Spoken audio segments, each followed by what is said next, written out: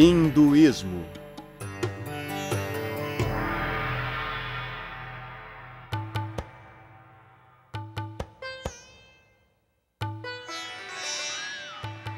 Todos os dias, antes do amanhecer, incontáveis hindus levantam para se banharem. Em sua maioria, vivem na Índia, mas também em lugares distantes como Singapura e Washington. O banho matinal não apenas purifica seus corpos, mas também seus espíritos. Em seguida, vários hindus realizam um ritual conhecido como puja. Trata-se de um ato de adoração durante o qual queimam incensos e fazem oferendas de flores, frutas, leite ou doces para uma estátua ou imagem de um entre as centenas de deuses, deusas ou espíritos hindus. Alguns praticam um sistema de exercícios conhecido como yoga. Praticam o controle da respiração, sentados por várias horas na famosa postura de lótus. O hinduísmo abrange uma ampla gama de crenças e práticas.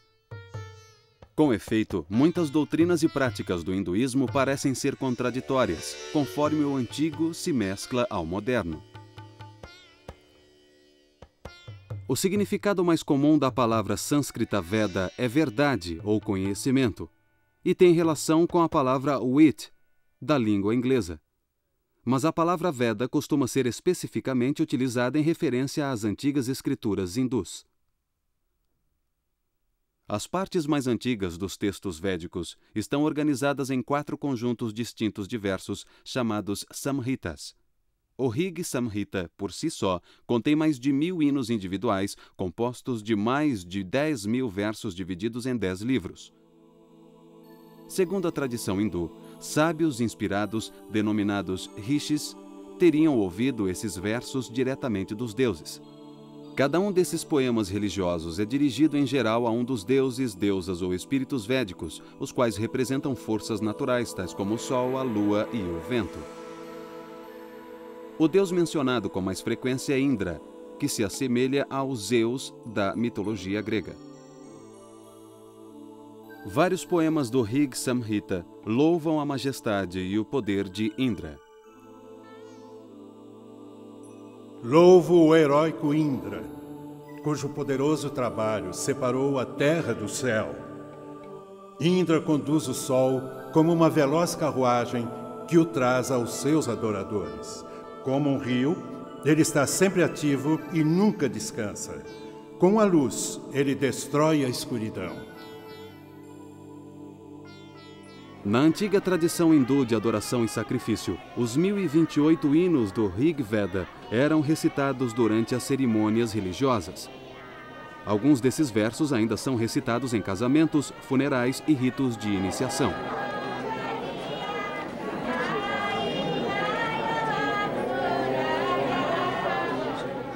Os simples atos de recitá-los é sagrado, assim como o som produzido.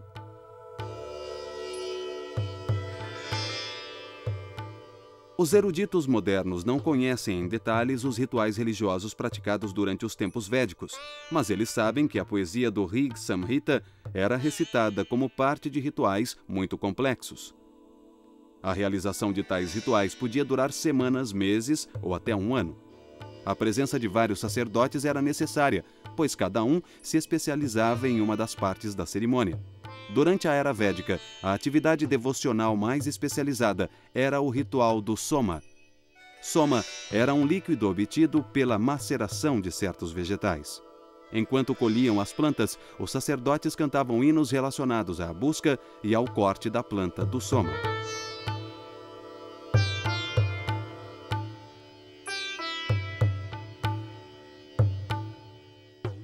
Os brahmanas, compostos aproximadamente entre 1800 a.C., adotam um tom insistente ao defender tanto a importância dos rituais quanto o costume de presentear os sacerdotes que os realizam. De fato, muitos dos Upanishads, os quase 300 últimos livros que compõem os textos védicos, censuravam o sistema religioso védico prestes a desaparecer e a ser substituído. Com efeito, os primeiros textos védicos não mencionam as crenças e as práticas que os contemporâneos costumam associar ao hinduísmo. Os Samhitas indicam que os antigos indianos comiam carne de vaca, mas ao longo dos séculos a vaca tornou-se um animal sagrado, um símbolo da fertilidade da terra. Comer sua carne tornou-se um pecado. Os primeiros Vedas descrevem uma vida após a morte. Posteriormente, os Upanishads introduziram uma ideia diferente, a reencarnação. Os hindus passaram a acreditar que as almas não iluminadas estão presas a um ciclo contínuo de morte e renascimento. Moksha, a liberdade do doloroso ciclo de morte e renascimento, tornou-se a meta dos que se dedicam à meditação e à autodisciplina. É provável que as crenças e práticas védicas tinham sido ofuscadas por revoltas religiosas contra a dominação dos sacerdotes e seus rituais rebuscados. As tradições religiosas do jainismo e do budismo, iniciadas no século VI a.C., viriam a se tornar os mais famosos desses movimentos de protesto. O budismo e o jainismo foram, em parte, uma reação ao sistema de castas. Esse sistema é composto de 4 níveis: os brahmanes, ou sacerdotes, os kshatriyas, ou guerreiros, os vaishyas, ou trabalhadores, e os shudras, ou intocáveis. Essas castas eram rígidas e não era possível transitar entre elas. Uma mulher poderia mudar de casta através do casamento, mas o homem ficava preso à sua casta, nascia em uma casta e tinha que seguir as regras de comportamento daquela casta. Os brahmanes eram encarregados dos rituais, e em sua ausência a casta mais elevada se ocupava dos rituais. A obsessão por rituais marginalizou grandes setores da população, alienou-os totalmente de qualquer crença espiritual ou religiosa, pois não podiam tomar parte desses rituais. Eles podiam contratar um brahmane para realizar o ritual, mas não participavam do ritual propriamente dito, ficavam alheios a ele. O desenvolvimento do budismo e do jainismo tem aí uma de suas razões, sendo uma reação contra o extremismo de casta e de ritual.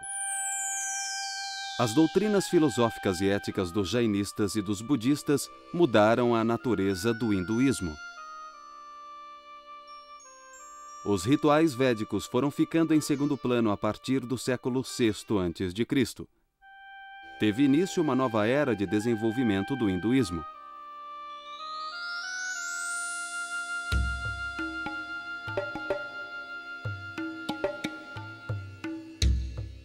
Em 326 a.C., as tropas de Alexandre Magno cruzaram o rio Indo, situado no noroeste da Índia. Na época, a iminência do ataque parecia evidente e os dirigentes de vários territórios indianos haviam se associado.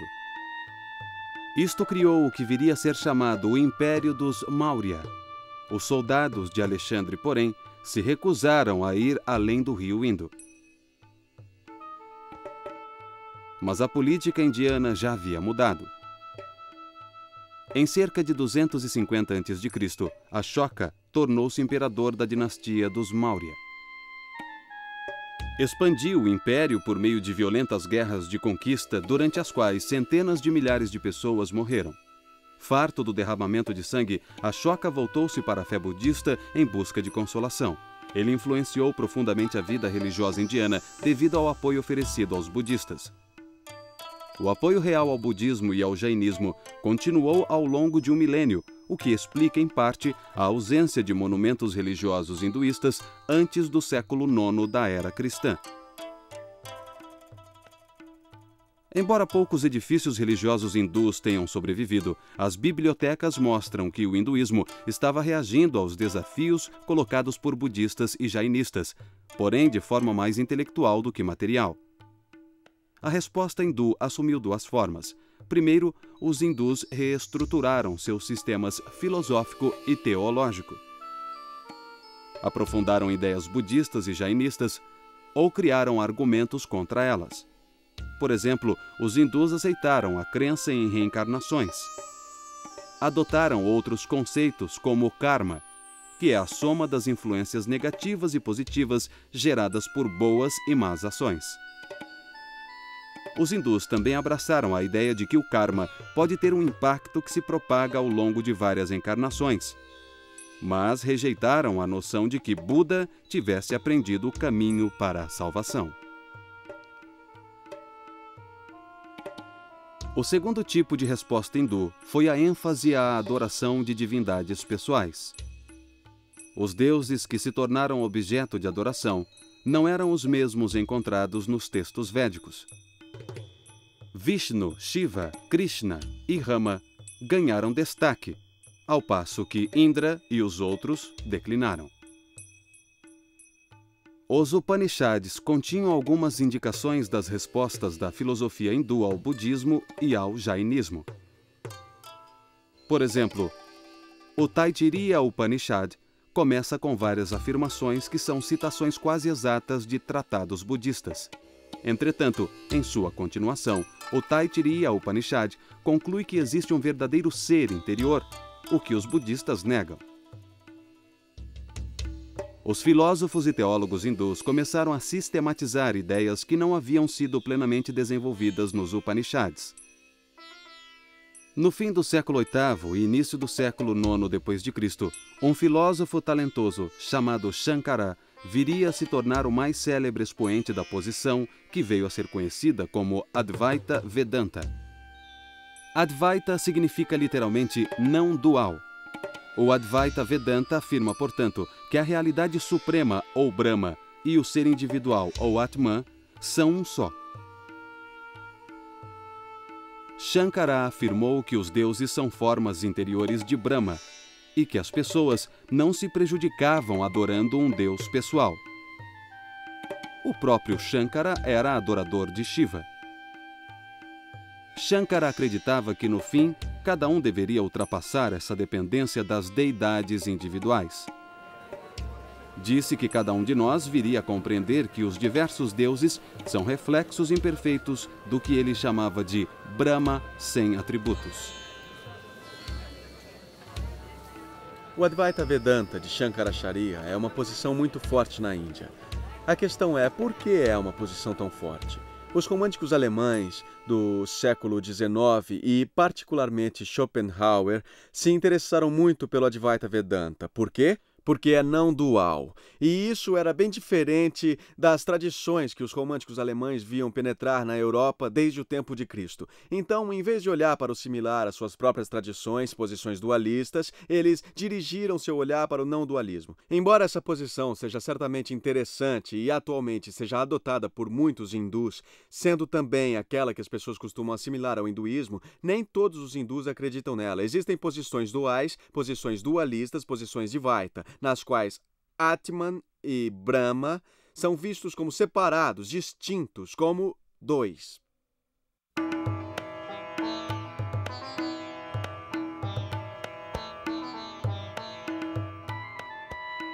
Os primeiros séculos da era cristã testemunharam uma imensa explosão de energia criativa na Índia.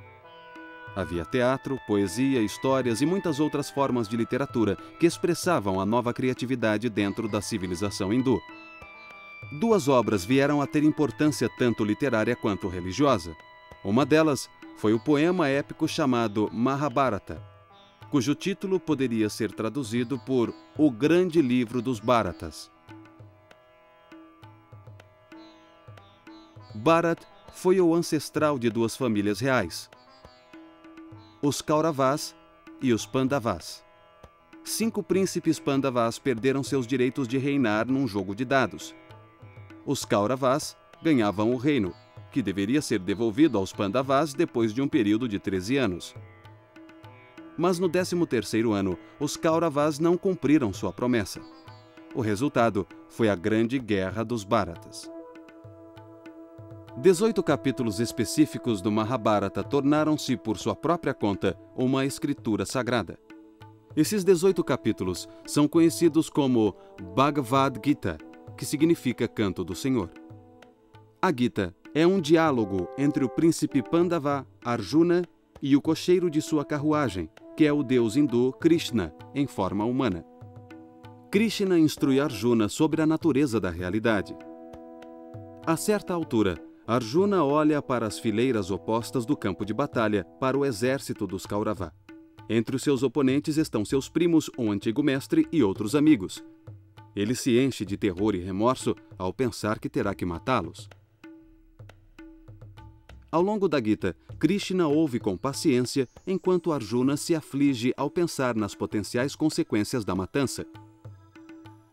Krishna refuta cada uma das objeções de Arjuna, revelando sua própria natureza divina. O guerreiro Arjuna logo se conscientiza de que Krishna determina o curso de todos os acontecimentos. E Krishna diz a Arjuna que seu dever divinamente estabelecido é o de lutar. Não podemos esquecer que Arjuna é um guerreiro, nasceu como um guerreiro. E Krishna está apenas lhe indicando que ele deve seguir seu Swadharma, sua natureza, a natureza do seu ser que, como Kshatriya, como guerreiro, é a de lutar, independentemente de suas relações com seus oponentes. Então, sendo assim, se Arjuna agisse de outra maneira, por exemplo, seguindo sua dharma, a natureza de um brahmane de uma outra casta, da casta dos sacerdotes, estaria fazendo a pior coisa possível. Arjuna é um guerreiro e, como tal, seu dever ou dharma é lutar. Arjuna deve lutar. Krishna declara que nenhum karma negativo resultará disso desde que Arjuna se concentre na tarefa em si mesma, realizando-a sem desejo de ganhos pessoais. Como Krishna diz a Arjuna: Estes nossos corpos perecem, mas as Escrituras declaram que a alma é eterna, indestrutível e insondável. Sendo assim, lute, ó filho de Pandu.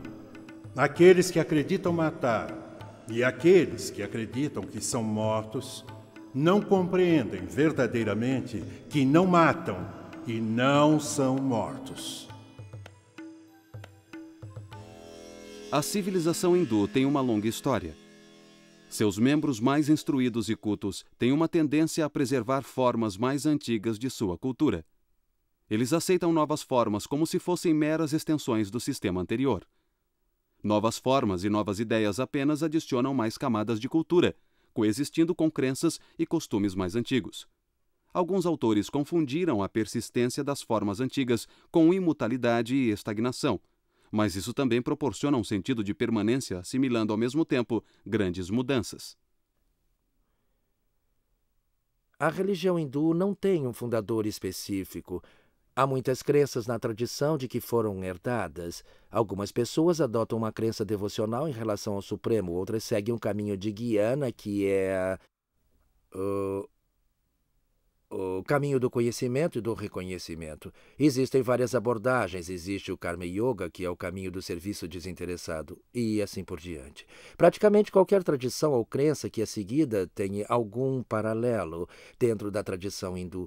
O símbolo pode ser ligeiramente diferente, mas o que representa tem seu paralelo dentro da tradição hindu. Na Índia é possível viver numa casa onde mora 3 ou 4 pessoas, e cada uma se aproxima do Supremo de uma maneira particular. Na verdade, pode até haver um cristão morando na casa e outro morador pode ser um hindu, todos morando na mesma casa. E todos têm respeito um pelos outros. Porque o fundamento do hinduísmo é um mesmo ser se manifestando de diversas maneiras. Em outra categoria de livros, chamados Dharma Shastras, ou livros da lei, os escritores brahmanes da Índia descreveram a vida como uma série de categorias lógicas. Por exemplo, dividiram a vida do homem, mas não a da mulher, em estágios distintos. Durante a juventude, um homem deve ser estudante e aprender os Vedas de um professor experiente. Depois deve tornar-se um chefe de família, responsabilizando-se pela reprodução e preservação do mundo material. Um homem que avança em idade deve ir se afastando das coisas do mundo. Se por um lado as leis de Manu preconizam o celibato dos jovens, um outro texto hindu dos primeiros séculos da era cristã, o Kama Sutra, instrui quanto às várias maneiras que o homem e a mulher maduros podem utilizar para usufruir dos prazeres do amor. O Kama Sutra tornou-se um manual sexual famoso ou infame. O Kama Sutra descreve em linguagem parcialmente metafórica um impressionante número de técnicas de relação sexual. Neste ponto parece haver uma contradição entre o gozo dos prazeres do corpo e o cuidado com a alma. Mas devemos nos lembrar de que os hindus acreditam que diferentes comportamentos são adequados a cada estágio da vida. O estudante deve ser celibatário e o chefe de família deve se envolver com a paixão sensorial. Esta abordagem parece colocar cada coisa em seu devido lugar. Tal esforço para incluir todas as possibilidades humanas dentro do sistema levou alguns a considerarem o hinduísmo um estilo de vida mais do que como religião, no sentido europeu e americano.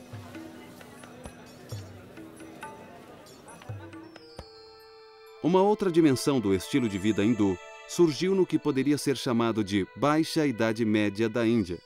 Esta nova dimensão era um sistema bastante desenvolvido de astrologia e continuou a ser parte importante da vida hindu.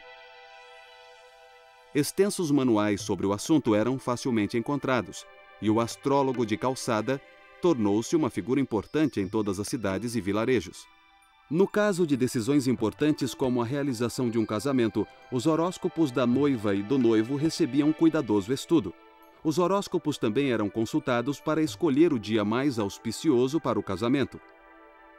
Assim, tanto as estrelas como as fases da lua, os dias do mês e as horas do dia têm um papel de destaque na vida dos hindus. Dessa maneira, a astrologia se assemelha à água como um dos elementos práticos do hinduísmo. Hindus, judeus, cristãos e muçulmanos utilizam a água tanto física quanto simbolicamente, como substância de purificação. Os cristãos entram em uma nova vida através do batismo. Os muçulmanos têm que se lavar antes de orar para se purificarem. Da mesma maneira, os hindus consideram o banho como um ato que remove qualquer forma de impureza, razão pela qual a maioria dos hindus se banha todas as manhãs. Os hindus consideram o rio Ganges, no norte da Índia, como a água mais pura do mundo. Muitos hindus acreditam que um banho no Ganges elimina todos os pecados. Os idosos às vezes escolhem passar seus últimos dias à beira desse rio, particularmente em uma das cidades sagradas por onde ele flui. Após a morte, eles são cremados e suas cinzas são espalhadas sobre o rio.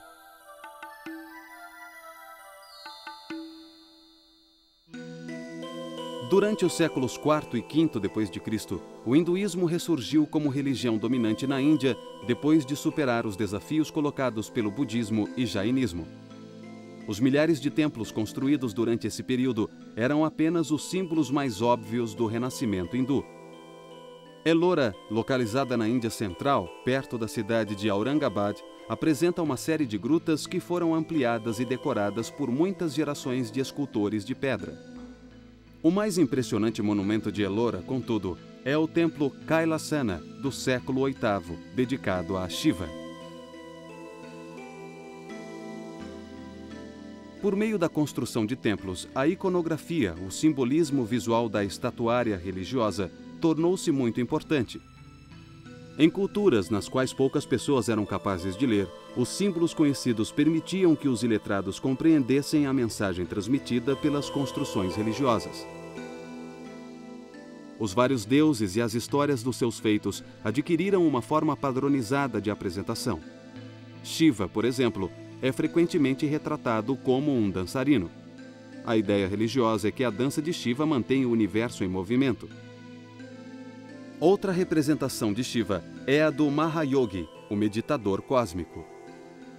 Essas imagens apresentam Shiva sentado na postura de lótus, com os olhos apenas entreabertos, focalizando a ponta de seu nariz. Como outros ascetas errantes, Shiva está sentado sobre uma pele animal. Seus cabelos estão enrolados no topo da cabeça e disse que é deles que o Ganges flui. A ideia simbolizada aí é a de que a meditação de Shiva cria e sustenta o universo. As imagens dos deuses hindus são instaladas nos templos e são tratadas como se fossem pessoas. As imagens são adoradas por meio de orações e oferendas de alimentos, além de serem banhadas e vestidas regularmente. Judeus, cristãos e muçulmanos consideram a adoração de imagens como idolatria. Mas os hindus sabem que Deus existe espiritualmente e não pode ser reduzido a uma imagem ou estátua. Embora mostrem grande respeito pelas imagens em si mesmas, os hindus cultuam na realidade o que as imagens representam. Na maneira hindu de ver as coisas, só há um ser que se manifesta de diversas maneiras. As deidades são cristalizações desses princípios. A mesma consciência universal se manifesta em cada deidade, mas é uma das naturezas de Deus ou um dos sabores de Deus que é representado pelas deidades. Por exemplo, o aspecto de Deus que remove os obstáculos é personificado como Ganesha, mas sob o aspecto externo está a mesma consciência onipotente. Quando adoradores hindus se dirigem a um templo particular, realizam os rituais de puja, isto é, a adoração composta por oferecimento de alimentos e orações para a imagem do Deus. Acredita-se que a deidade absorva a essência do alimento e da roupa a ela oferecida. Os adoradores hindus ganham mérito espiritual por meio das oferendas aos deuses. Também ganham reputação de pessoas que oferecem sacrifícios, o que aumenta o seu prestígio dentro da sociedade. Puja no templo, porém, é um evento relativamente raro na vida do hindu comum, que costuma oferecer um puja diário a um pequeno templo dentro de sua própria casa.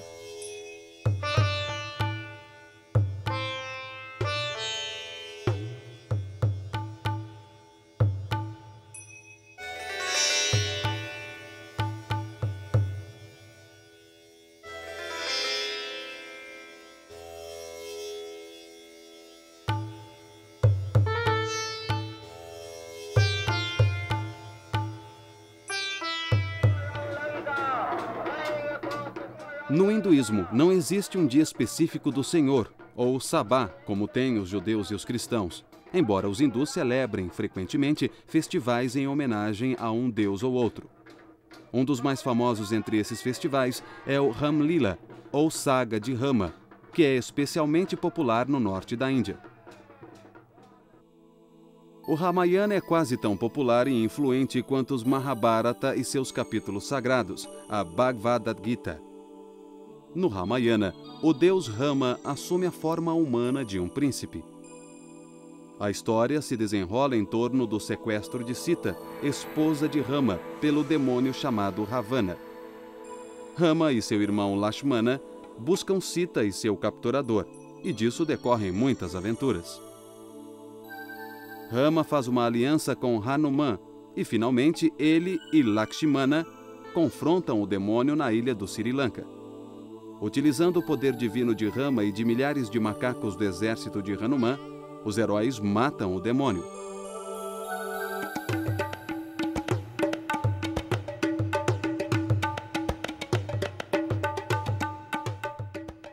Durante o Ramalila, associações de bairros patrocinam uma série de atividades que se estendem por uma semana. A cada noite, as associações de bairro realizam apresentações para contar a história do Ramayana. As peças dão aos artistas amadores a chance de mostrar seus talentos.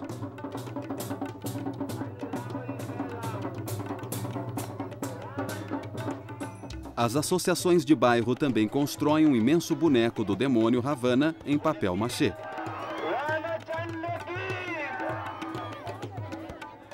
O ponto culminante do festival é o momento em que o demônio é queimado.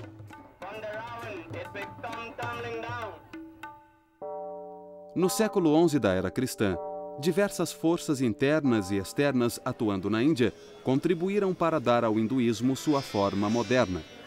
A primeira e mais significativa força externa foi a chegada dos muçulmanos. Os muçulmanos provenientes da Ásia Central e do Afeganistão viriam a ter grande impacto na vida indiana. O sultão Mahmud, governante de Ghazni nos séculos X e XI, região atualmente chamada de Afeganistão, ordenou as primeiras grandes invasões muçulmanas pelo Estreito de Khyber.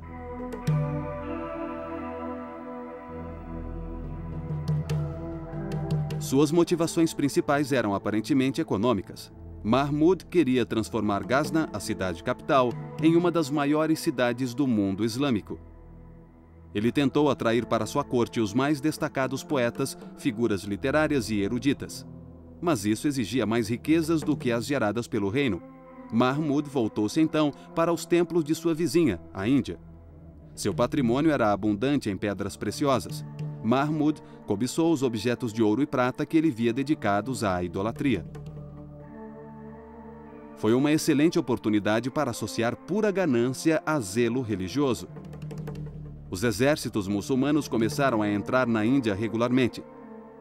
Mahmud de Ghazna foi o primeiro de uma longa série de conquistadores e imigrantes muçulmanos que foram para a Índia a partir da Ásia Central, do Irã e do Afeganistão. Todos foram fazer fortuna na Índia. O Islã tornou-se forte na Índia e influenciou o hinduísmo de duas maneiras. O misticismo islâmico muitas vezes se mesclou ao misticismo hindu e seu monoteísmo acentuou as tendências monoteístas hindus. Por outro lado, a maioria dos hindus rejeitou o Islã. Essa reação negativa fortaleceu suas próprias crenças religiosas hindus.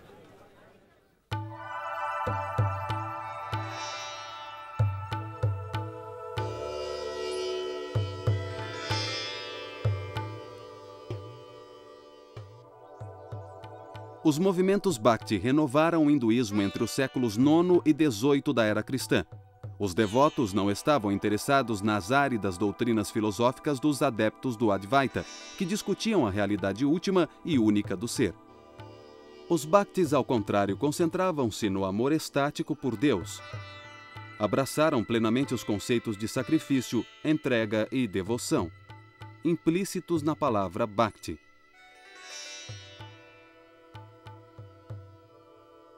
Os movimentos Bhakti também eram altamente pessoais. Os Bhaktis adoravam um Deus pessoal e não o ser absoluto, sem atributos descrito pelos adeptos do Advaita. Os crentes imitavam os santos poetas, essenciais para o movimento. As histórias das vidas desses poetas estáticos eram bem conhecidas. Um dos movimentos devocionais que mais se desenvolveu tinha por objeto um ser humano conhecido como Krishna. Acreditava-se que Krishna era uma manifestação do deus Vishnu. Os seguidores de Krishna o reconheciam como divino. Vishnu era apenas mais um de seus nomes. O lugar de Krishna no hinduísmo lembra o de Jesus no cristianismo. Cristo é considerado por seus seguidores como Deus encarnado, enquanto Krishna seria Deus manifesto num corpo. Alguns dos santos poetas eram mulheres, e os movimentos Bhakti costumavam atribuir à mulher um lugar central. Radha, a consorte de Krishna, tornou-se a personagem modelo para seguidores homens e mulheres. A devoção altruísta de Radha e Krishna tornou-se o modelo a ser seguido por todos os devotos de Krishna. Ao longo do século XIX, o hinduísmo gradualmente tomou uma nova consciência de si mesmo. Os hindus começaram a se definir de forma mais precisa, em contraste com outras religiões, tais como o Islã e cristianismo.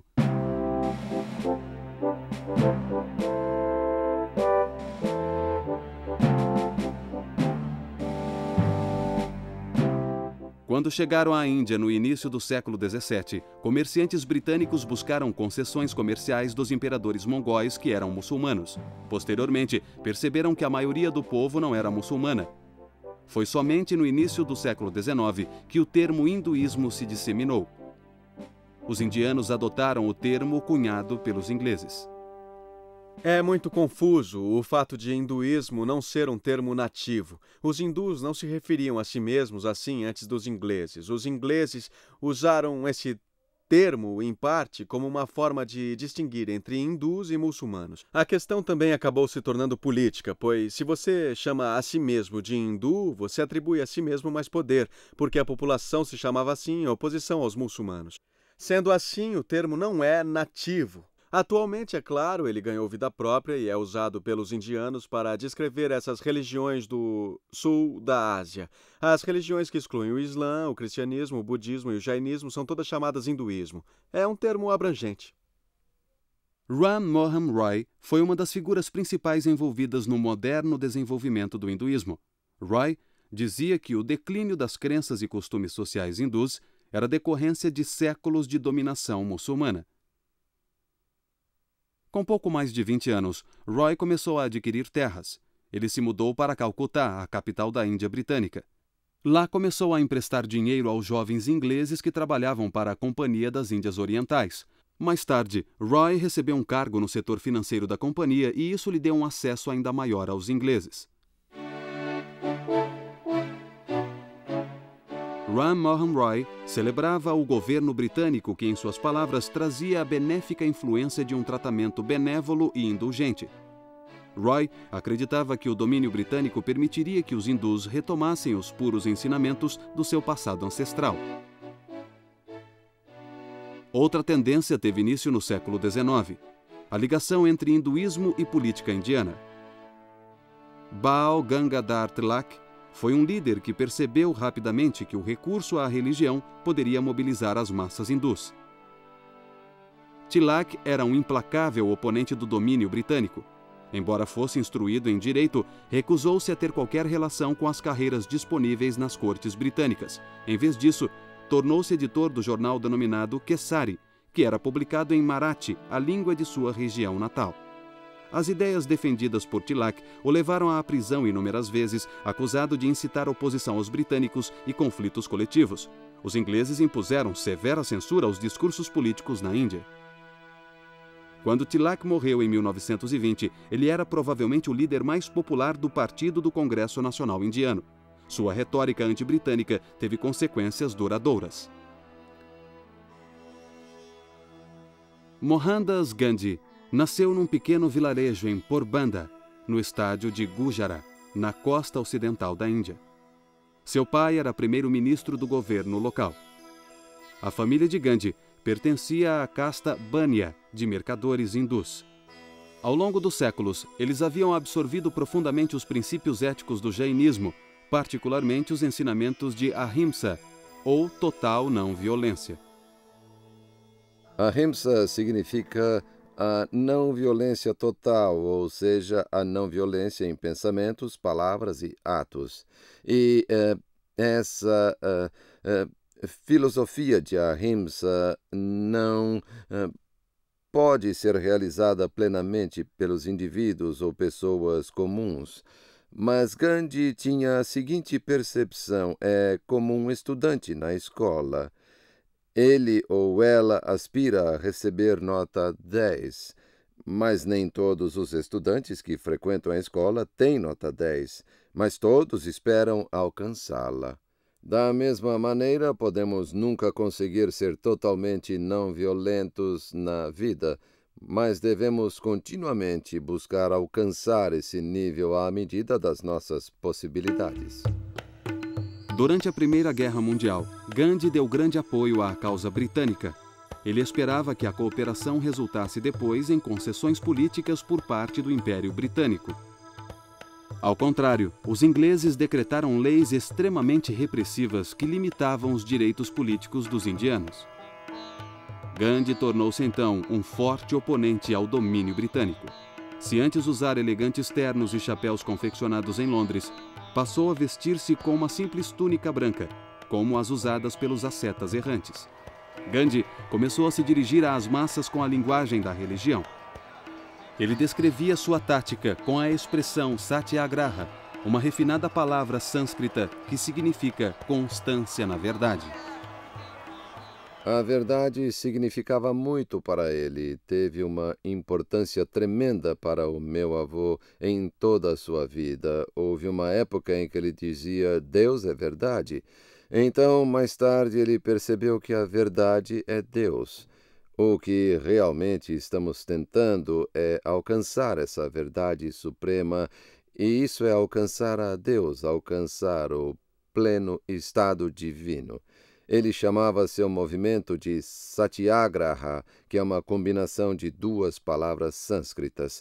Satya significa verdade e agraha significa busca de.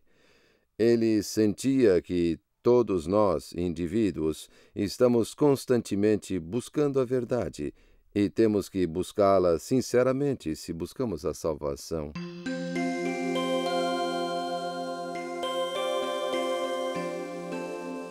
Gandhi aprendera muito com Tilak sobre como recorrer à religião para impelir as massas indianas.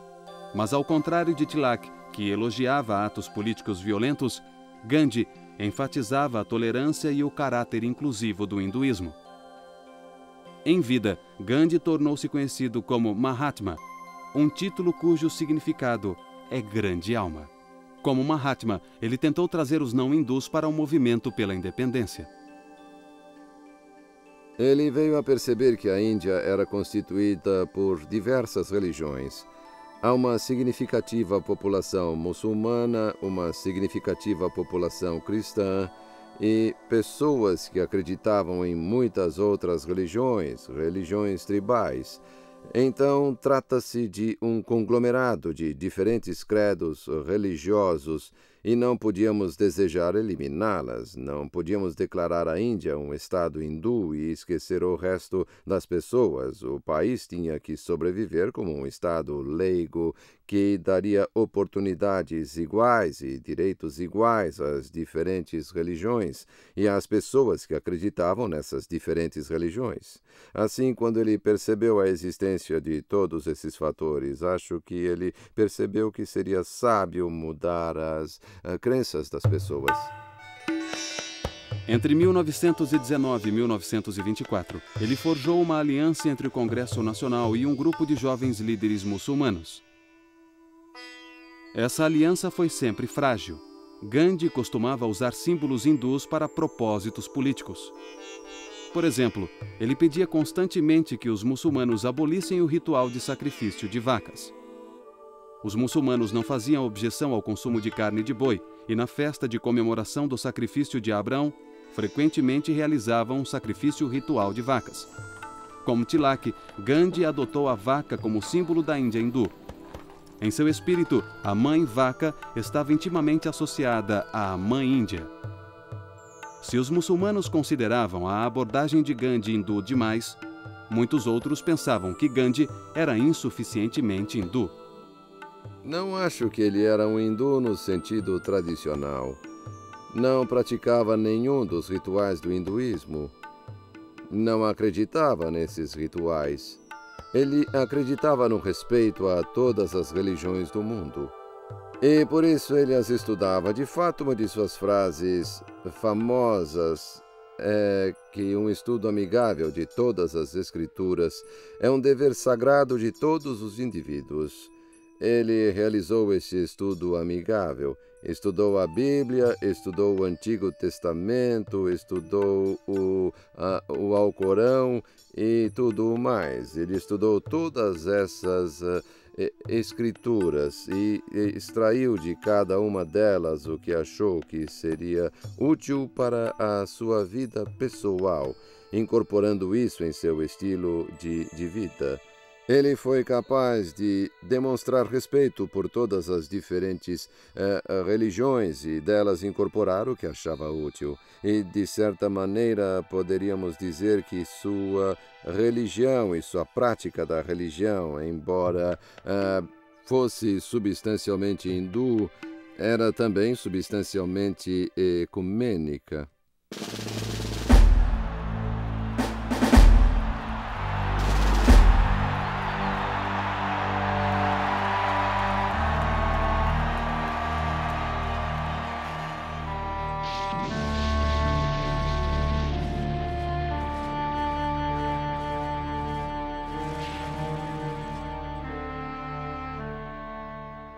Depois da Segunda Guerra Mundial, a Índia britânica se dividiu.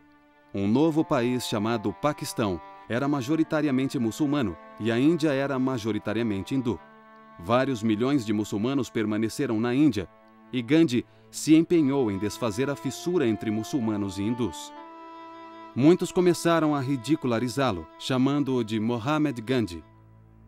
Em 1948, Nathuram Godse aproximou-se de Gandhi quando este se dirigia a uma reunião de orações e nele atirou, matando-o. Como podemos constatar, o debate continua no interior do hinduísmo a respeito da natureza dessa religião.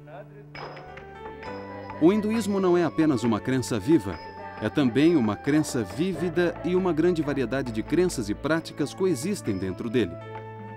Após quase 40 séculos de existência, o hinduísmo continua em formação. Nenhuma versão exclusiva foi capaz de determinar as doutrinas hindus e seus valores.